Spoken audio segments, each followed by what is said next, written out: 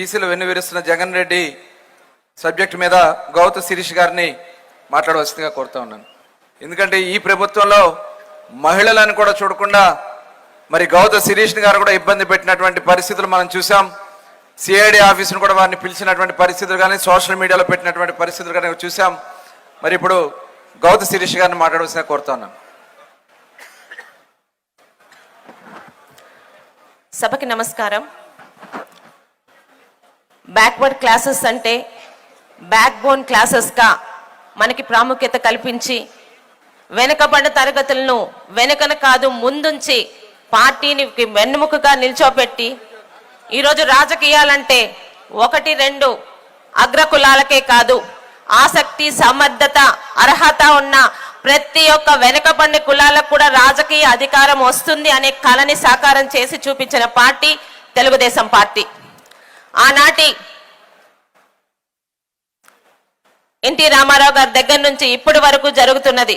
ప్రతి వెనుకబడిన కులాల నుంచి ఆనిముత్యాల లాంటి యువకుల్ని తీసుకొని వచ్చి ఈరోజు విడిపోయినా కూడా 2 తెలుగు రాష్ట్రాల్లోని బీసీ నాయకులుగా అగ్ర నాయకులుగా వెలుగొందుతున్న అనేక మందిని తీసుకొచ్చిన పార్టీ తెలుగుదేశం పార్టీ. ఒక స్వర్గీయ ఎర్రం నాయుడు గారు కానీ, ఈరోజు మన దగ్గర ఉన్న యనమల రామకృష్ణుడు గారు కానీ, చింతకాయల అయ్యన్న పాత్రుడు గారు కానీ, ఒక శివాజీ గారు కానీ, ఒక కేఈ ప్రభాకర్ గారు కానీ, ఒక దేవేంద్ర గౌడ్ గారు కానీ మన వెనుకబడిన తరగతుల నుంచి ఈరోజు అగ్ర నాయకులుగా వెలుగొందారంటే దాని చలవ ఈరోజు తెలుగుదేశం పార్టీ మాత్రమే. వెనుకబడిన తరగతుల్ని రాజాధికారం తీసుకొస్తామని గాలి మాటలు చెప్తున్నా వైఎస్ఆర్పి పార్టీలో ఉన్న ఈరోజు బీసీ నాయకులుగా అక్కడ ఉన్న వాళ్ళకి ఒకటే ప్రశ్న, మీరు పదవులు పొందడం తప్పితే బీసీలకి మీ ద్వారా ఏదన్నా న్యాయం జరిగిందా, ఎక్కడైనా సహాయాలు జరుగుతున్నాయని చెప్పటే మీకు సమాధానం ఉందా అని ఈరోజు సూటిగా ప్రశ్నిస్తున్నాము. ఈరోజు బీసీలని పునాదిగా చేసుకొని మీరు పదవులు పొందడం కాదు, ఏ తెలుగుదేశం పార్టీలోనూ బీసీలకి పునాదిగా మారి ఈరోజు రాజ్యాధికారం ఇచ్చిన తెలుగుదేశం పార్టీకి మాత్రమే బీసీల పార్టీ అని చెప్పుకునే ఒక అర్హత ఉంది. ఏం జరుగుతున్నాయండి ఈరోజు? బీసీలకు ఎక్కడైనా ఇంతమందికి నాయకత్వం అప్పించారు. ఇక్కడున్న ప్రతి ఒక్కరికి అడుగుతున్నాను, వైఎస్ఆర్పి పార్టీలో బీసీ నాయకులుగా ఉన్న వాళ్ళు ఈరోజు మన బీసీలకి వెనుకబడిన తరగతులకి ఏమన్నా చేశారంటే సమాధానం వాళ్ళు చెప్పగలరా? కార్పొరేషన్లు పెట్టారు చాలా తెలివిగా. ఈరోజు రాష్ట్రంలోని జనంలోని దాదాపు మెజార్టీ శాతం 60-70% ఉన్న బీసీలని ఈరోజు బీసీల ఐక్యత ద్వారా బీసీలను ఇబ్బంది పెడుతున్నారు. కులాలుగా మార్చారు.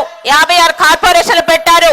వారి మనుషుల్ని చైర్మన్లు కానీ ప్రెసిడెంట్లు కానీ పెట్టుకున్నారు డైరెక్టర్లుగా. కానీ ఒక్క బీసీలకు కానీ వెనుకబడిన తరగతులకు కానీ కనీసం ఈరోజు లోన్లు కానీ ఏమన్నా వచ్చాయా అని అడుగుతున్నాను.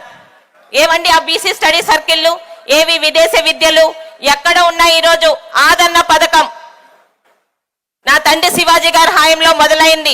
తర్వాత మా జిల్లాకు చెందిన అచ్చెన్నాయుడు గారి హాయంలో కుల వృత్తుల్ని గుర్తించి కుల వృత్తులు మరుగుపడకుండా ప్రతి ఒక్కరికి ఆదరణ పథకం కింద పనిముట్లు అందించిన ఈరోజు ఆ ఆదరణ పథకం ఏమైంది అని అడుగుతున్నాను. ఇక్కడ ఇంటి ఇబ్బందులు పెడుతూ బీసీ పార్టీ అని చెప్పుకునే హక్కు ఈరోజు జగన్మోహన్ రెడ్డి గారికి ఉందా? మాకు మంత్రి పదవులు ఇచ్చారని కొంతమంది వైఎస్ఆర్పీపీ పార్టీలోనున్న చెప్తున్నారు.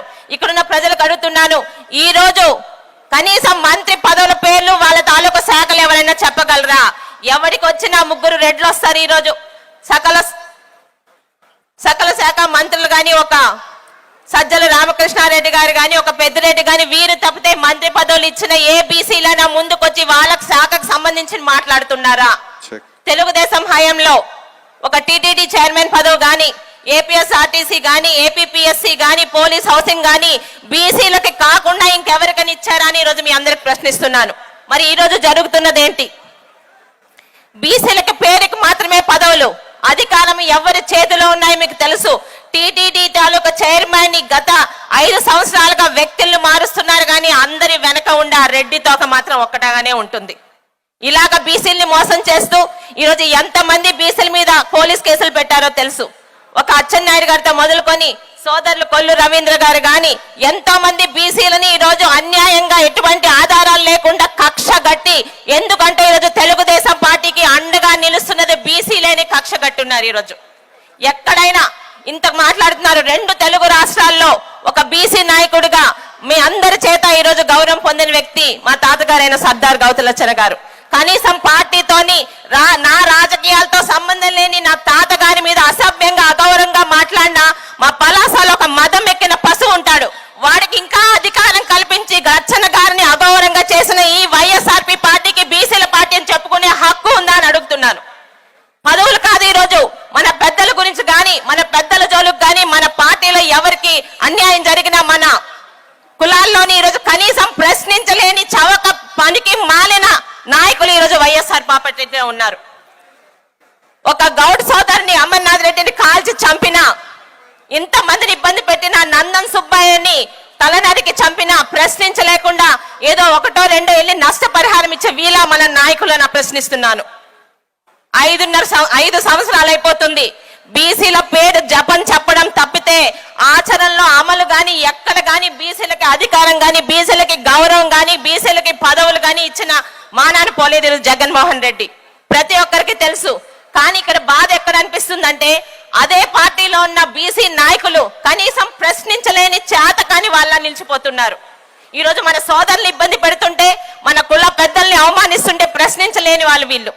ఇక్కడున్న ప్రతి ఒక్కరికి, ప్రతి ఒక్క బీసీ పెద్దలకి అందరికీ ఒకటే కోరుకుంటున్నాను, మనల్ని పునాదిగా చేసుకొని అధికారంలోకి వచ్చే నాయకులు కాదు మనకు కావాల్సింది.